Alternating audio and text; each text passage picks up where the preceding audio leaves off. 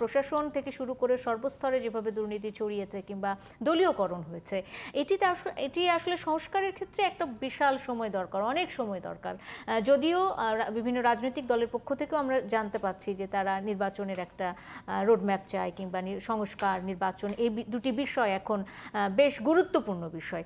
আপনার কাছে কি মনে হয় যে এই যে সংস্কারের যে বিষয়টি, সেটি অন্তর্বর্তীকালীন সরকারের পক্ষে কত দ্রুততম সময়ের মধ্যে করা সম্ভব? আপনার মনে হয় যে দ্রুততম সময়ের মধ্যে তারা করতে পারবে?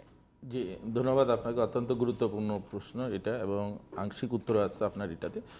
অবশ্যই এটা সংস্কারবিহীন আমি মনে করি নির্বাচন করা দরকার নাই। ওনারা 106 ধারায়, মনে হয় আর্টিকেল 106 ধারায় ওনারা ক্ষমতা নিচ্ছেন অন্তর্বর্তীকালীন সরকার। ওনাদের ওইখানে কোনো মেয়াদের বলা হয়েছে যে নির্বাচন দিয়ে দেওয়ার ব্যাপারটা, কিন্তু আমরা তো এরকম দেওয়া হয়েছে, নেওয়া হয়েছে, এগুলো কত হয়েছে?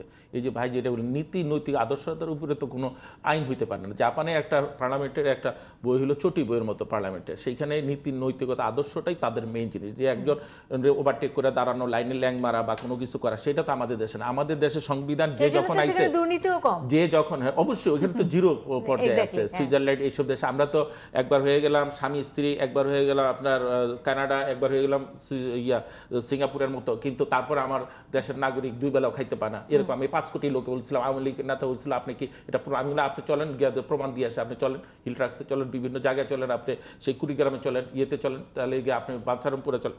তো এখন এই আমরা হইলাম কি এমন এক জাতি যে প্রতিহিংসাটা আমাদের ভিতরে সবচেয়ে বেশি বিরাজমান, যার কারণে আমরা কোনো কিছু করে উঠাইতে পারি না। এখন ওনারা কতটুক পাবে আর কতটুক বাধাগ্রস্ত হবে আমি জানি না, তবে আমি কিছু প্রস্তাব রাখতে চাই। যেমন মনে করি বন্যা, সারা জীবনে আমাদের দেশে বন্যা হবে, কারণ আমরা ভাটি দেশে, ওরা উজানের দেশে, পানি ছাড়বে। তবে ওরে শিক্ষা দিতে হলে, ভারতের শিক্ষা দিতে চাইলে ব্রহ্মপুত্র যে নদীটা চায়না থেকে আসছে, সে এটা ওপেন করে দিলে ওর শিক্ষাটা হবে, কিন্তু তার শিক্ষা হবে না। কিন্তু আমরা এই বাঁধের নামে যে লুটপাটগুলি করছি, মাটির বাঁধ আপনি 6 ফিট পর্যন্ত করেন, এটা এমন ধুয়া মাটি চলে যায়, বৃষ্টির কারণে হয়ে যায়। আপনার যদি 15 দিন বৃষ্টি হয় একাধারে, আমাদের দেশে তো জলবায়ুটা ওই রকম, আমরা যে মৌসুমী জলবায়ু। গত বছর আমি যদি একটু মনে করিয়ে দিই আপনাকে, গত বছর বিভিন্ন বন্যার যে আমরা একটা ভয়াবহ রূপ দেখেছি, বেশিরভাগই হয়েছিল ক্ষয়ক্ষতির পরিমাণ বেশ বেড়ে গিয়েছিল বেড়িবাঁধগুলো ভেঙে যাওয়ার কারণে। এই বেড়িবাঁধগুলো তো আসলে পাকাপোক্তভাবে বা স্থায়ীভাবে বানানো যেত, অবশ্যই যেত, কিন্তু এখানে লুটপাট হয়েছে। আর টেন্ডারটা ওইভাবে করা হয়েছে, আমলাতান্ত্রিক জটিলতা যেভাবে করছে, মনে করেন তারা যদি স্টোন দিয়ে বাধাই করে দিত, আপনি মনে করেন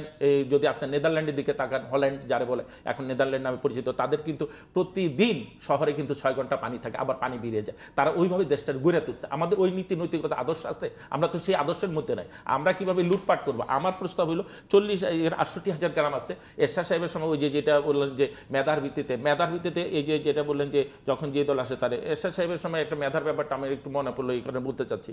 ওনার সময় এনএসএর একটা রিপোর্ট আসলো যে স্যার যে লোকটা ফার্স্ট হয়েছে এবার বিশেষ ক্যাডারে, উনি 89-এ উনি কিন্তু বিএনপি মাইন্ডেড, এবং তার সব খোঁজ খবর তার বাবা মামা এরশাদ সাহেব চেতে গেল। উনি সো বাট যে কোয়ালিফাইড হয়েছে এবং সে যদি মেধা হয়, তার মেধা। আর আওয়ামী লীগ কী করলো?